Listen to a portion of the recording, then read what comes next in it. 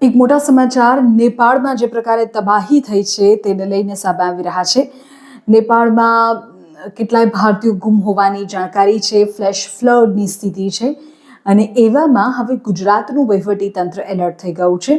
માહિતી એવી મળી રહી છે કે ગુમ થયેલા લોકોમાં જો ગુજરાતી પ્રવાસીઓ છે તો તેની શોધખોળ માટે તંત્ર એલર્ટ થઈ ગયું છે.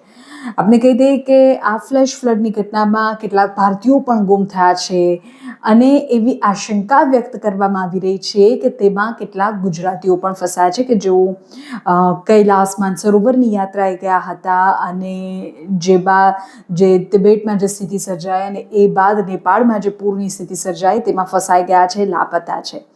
હવે રાજ્ય સરકાર દ્વારા આ અંગે તપાસ હાથ ધરવામાં આવી છે. રાજ્યની વિવિધ જિલ્લાઓની કચેરીઓના હેલ્પલાઇન નંબર્સ જાહેર કરવામાં આવ્યા છે.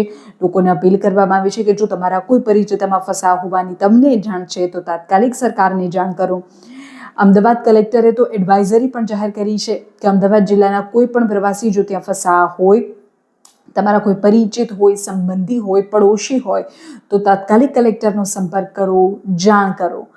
કંટ્રોલ રૂમને એલર્ટ કરવામાં આવ્યો છે. અમદાવાદ કલેક્ટરે આરટીઓને પણ તપાસના આદેશ આપી દીધા છે કે તેઓ ટૂર ઓપરેટર્સનો સંપર્ક કરે. ટૂર ઓપરેટર્સ પાસેથી એ માહિતી જલ્દી મળી શકે કે કેટલા પ્રવાસીઓ અત્યારે ત્યાં હતા, તેઓ સુરક્ષિત છે કે કેમ, કઈ સ્થિતિમાં છે, શું કોઈ લાપતા છે તો એ કોણ છે, ક્યાંના રહેવાસી છે, કેટલા સમયથી તેનો સંપર્ક નથી, આ બધી જ વિગતો.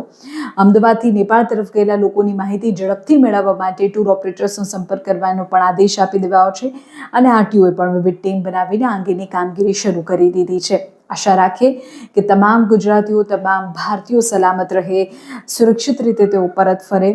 ત્યાં પણ જે પ્રકારે અત્યારે સ્થિતિ છે, જે પ્રકારે કુદરતી આફત આવી પડી છે તેમાંથી લોકો વહેલી તકે બહાર આવે અને જાનમાલને નુકસાન ઓછું થાય.